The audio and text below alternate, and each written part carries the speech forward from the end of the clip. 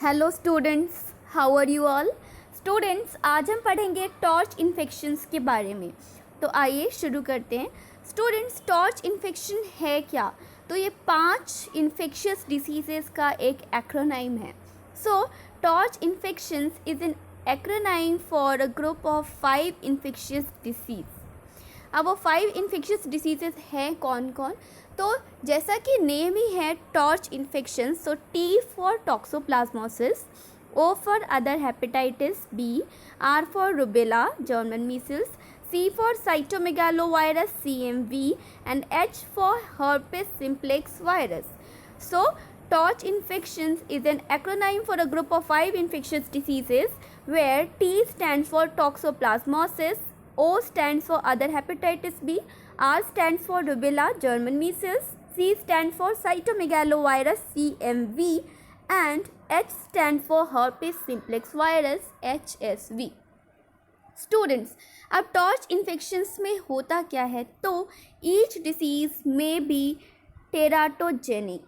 सो जितनी भी डिसीजेस हैं इनमें सारे के सारे टेराटोजेनिक है and each crosses the placenta, and ये प्रत्येक डिसीजेस जो है वो प्लेसेंटा को क्रॉस करते हैं। ईच में adversely affect the developing foetus. So क्योंकि ये सारे के सारे प्लेसेंटा को क्रॉस कर सकते हैं और करते हैं, इसीलिए ये सारे के सारे इन्फेक्शंस फीटस को अफेक्ट करते हैं, एडवर्सली अफेक्ट करते हैं। And the effect of each varies depending on the developmental stage at time of exposure. So इनकी जो इफ़ेक्ट है वो वेरी करती है, वो डिपेंड करता है कि किस डेवलपमेंटल स्टेज पे इनका एक्सपोज़र हुआ है।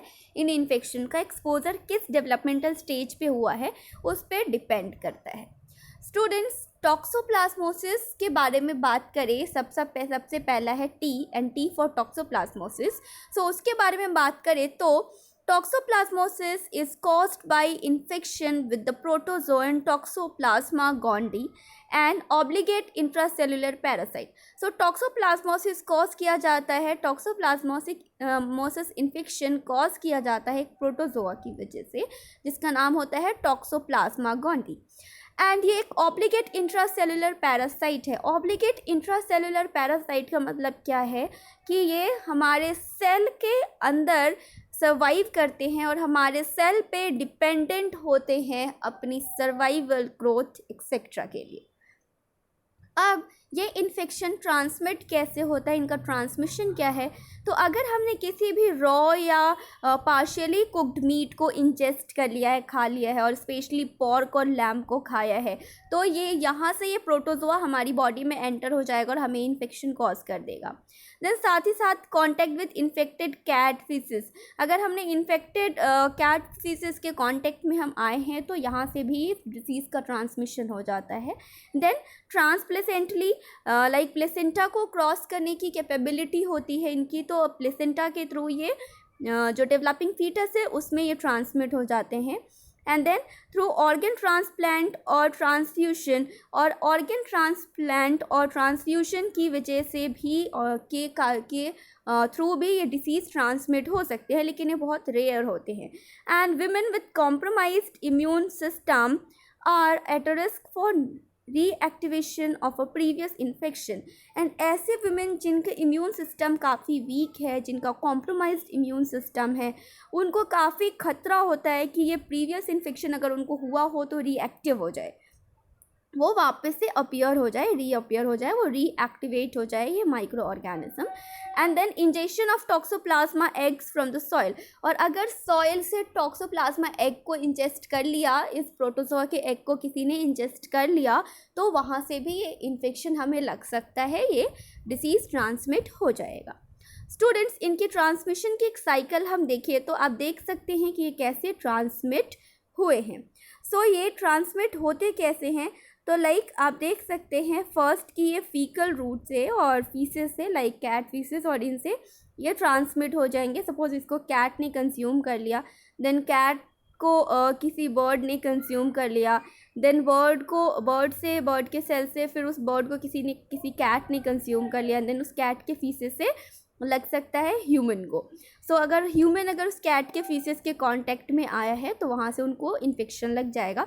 और अगर किसी एक ह्यूमन को ये इन्फेक्शन लग गया तो उसके ऑर्गन या ब्लड ट्रांसफ्यूजन की वजह से, अगर किसी और को उसका ऑर्गन ट्रांसप्लांट किया गया या ब्लड ट्रांसफ्यूजन किया गया तो उसे दूसरे पर्सन को ये इन्फेक्शन लग सकता है। साथ ही साथ अगर ये सॉइल में है एंड अगर कोई फ्रूट्स है जिस पे ये मिट्टी लगी हुई है और हमने उसे प्रॉपरली वॉश नहीं किया और हमने उस फूड को कंज्यूम कर लिया, फ्रूट्स को कंज्यूम कर लिया, तो या फिर गलती से उस सॉइल के कांटेक्ट में आई किसी चीज़ को इंजेस्ट कर लिया तो हमारे अंदर ये इन्फेक्शन एंटर हो जाएगा and then one person to another person blood transfusion, organ transplant etcetera की वजह से वो दूसरे पर्सन में ट्रांसमिट हो जाएगा। सो ये इसकी ट्रांसमिशन साइकिल है।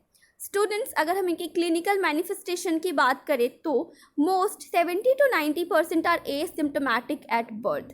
सो ज़्यादातर लोग बर्थ के दौरान 70 to 90% बच्चे बर्थ के दौरान एसिम्प्टोमेटिक होते हैं। And classic trade off symptoms, and बाकी क्या क्लासिक ट्रेड हैं इनके सिम्टम्स के। सो इनके क्लासिक ट्रेड्स क्या है? इनके क्लासिक ट्रेड्स है chorio ओरिएंटेटाइटिस, then हाइड्रोसेफेलिस and intracranial calcifications. सो इनके ये इनके ट्रायड है, ये क्लासिक ट्रायड है सिम्टम्स के। ये 3 सिम्टम्स जो है वो अपीयर होते हैं। देन ऑक्यूलर प्लाज्मोसिस क्या है अगर हम इनकी बात करें तो, या ऑक्यूलर प्लाज्मोसिस है क्या, तो ये क्या है? Symptoms of retinochoroiditis include the following: decreased visual acuity, other deficits depends on the location of the lesion, white focal lesion with inflammation of the vitreous humor, the classic headlight in the frog appearance seen as the ophthalmoscopic examination, recurrent lesion at the border of the retinochoroidal scars. So students, ये इनके clinical manifestation है। अगर हम बात करें तो congenital toxoplasmosis क्या है, तो क्लिनिकल मैनिफेस्टेशंस में एक है congenital toxoplasmosis, then the classic clinical triad of retinochoroiditis, cerebral calcifications and convulsions defines the congenital toxoplasmosis. Other findings include the following: hydrocephalus, microcephaly, organomegaly, jaundice, rash, fever and psychomotor retardation. So ये इनके other findings है। Students, आप देख सकते हैं यहाँ पे क्या हुआ है। Inactive retinochoroidal scar secondary to toxoplasmosis. तो टॉक्सोप्लाज्मोसिस के सेकेंडरी स्टेजेस में यही होता है। ये रेटिनोकॉर्डियल स्कार आप देख सकते हैं कैसे रेटिनोकॉर्डियल स्कार आपको क्लियरली इसमें दिख रहा होगा। अगर हम डायग्नोस्टिक की बात करें, डायग्नोस्टिक फाइंडिंग्स की बात करें तो हम सेरोलॉजिकल एंटीबॉडी टेस्टिंग का यूज़ करते हैं इसके डायग्नोसिस के लिए। खासकर हम एलाइजा का यूज़ करते हैं, एलाइजा मेथड का यूज़ करते हैं इसके डायग्नोसिस के लिए। तो होता क्या है, maternal IgG testing indicates past infection can be isolated in culture from placenta, umbilical cord, infant serum, PCR testing. तो हम 2 मेथड से इसको डायग्नोस करते हैं, ELISA and PCR। So ELISA में क्या करते हैं कि मैटरनल IgG टेस्टिंग करते हैं। मैटरनल IgG टेस्टिंग इंडिकेट करता है कि पास्ट इन्फेक्शन हुआ है और इनको हम आइसोलेट कर सकते हैं मदर के प्लेसेंटा से या अम्बिलिकल कोड से या इन्फेंट के सेरम से। देन हम PCR टेस्टिंग कर सकते हैं, PCR testing on WBC, CSF, placenta and हम WBC, CSF, प्लेसेंटा इन पर PCR टेस्टिंग कर सकते हैं। नॉट स्टैंडर्डाइज्ड है ये। एंड न्यूबॉर्न सेरोलॉजीज विद IgM और IgA, इनसे भी हम सेरोलॉजिकल टेस्ट से डायग्नोस कर सकते हैं इनको। ट्रीटमेंट की बात करें कि क्या ट्रीटमेंट है इसके अभी तक, तो फॉर प्रेग्नेंट वुमेन के लिए क्या अभी तक ट्रीटमेंट है। सो प्रेग्नेंट वुमेन के लिए है spiramycin 1 gram orally every 8 hours. So हम स्पायरामाइसिन 1 ग्राम दे सकते हैं ओरली एवरी 8 आवर्स पे। And if the amniotic fluid test results for toxoplasmosis gondii is positive, 3 weeks of 3 weeks of pyrimethamine 50 gram per day orally, and sulfadazine which is 3 gram per day orally in 2 to 3 divided dose. तो हम ये दे सकते हैं alternating with the 3-week course of स्पायरामाइसिन 1 gram 3 times daily for maternal treatment. या फिर हम क्या कर सकते हैं कि पायरिमेथाइमीन 25 mg पर डे ओरली दे सकते हैं. एंड हम साथ ही साथ इसमें सल्फेडाजाइन जो कि 4 gram per day orally, and इनको हम डिवाइड करेंगे 2 से 4 टाइम्स डेली अंटिल डिलीवरी तक 2 से 4 टाइम्स इसको हम डिवाइड करेंगे. So this agent may be associated with the marrow suppression and placenta. So ये जो एजेंट है ये क्या करते हैं, तो ये एसोसिएटेड होते हैं मैरो सप्रेशन से, एंड ये एसोसिएटेड होते हैं पैनिसाइटोपिनिया से. एंड हम साथ ही साथ और क्या कर सकते हैं, तो हम leucovorin 10 to 25 mg per day orally दे सकते हैं ताकि हम बोन मैरो सप्रेशन को प्रिवेंट कर सकें. सो लियोकोवरीन हम 10 to 25 mg per day they सकते हैं फॉर ट्रीटमेंट. स्टूडेंट्स और हम क्या यूज़ कर सकते हैं ट्रीटमेंट के लिए, तो हम immuno competent non-pregnant patients typically do not require treatment of non-pregnant patients is described below. तो जो non-pregnant women है या immunocompetent patient है उनके लिए typically कोई ट्रीटमेंट की ज़रूरत नहीं होती है. और अगर जो non-pregnant patient है उनके लिए क्या ट्रीटमेंट हम दे सकते हैं, तो हम क्या कर सकते हैं, the 6-week regimen is as follows.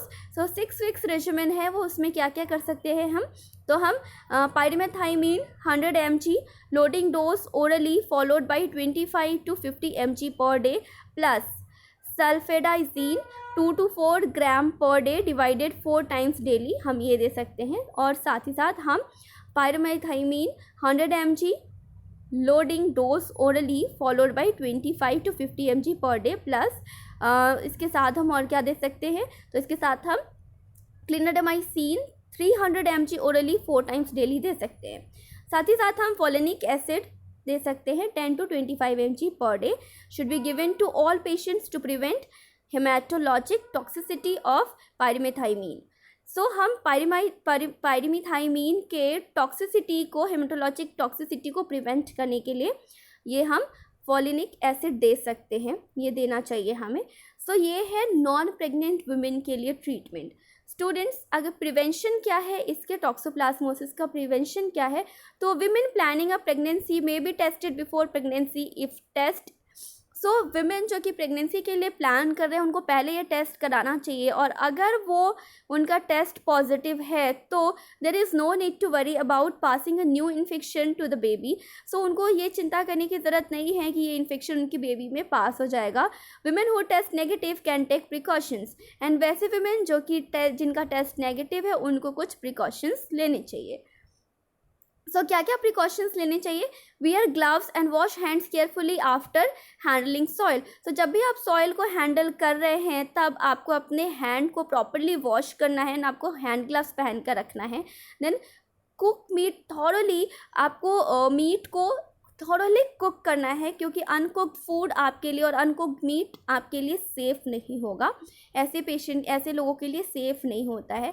And wash hands and any equipment or surface that raw meats contact thoroughly with the warm water and soap. So कोई भी ऐसी चीज़ जो कि इसके कॉन्टैक्ट में आई है, रॉ मीट के कॉन्टैक्ट में आई है, उसको थॉरली वॉश करिए, एंड उसको वार्म वाटर से और सोप से वॉश करिए. इवन अपने हैंड्स को भी और इक्विपमेंट को भी, सर्फेसिस को भी प्रॉपरली वॉश करिए वार्म वाटर और सोप से.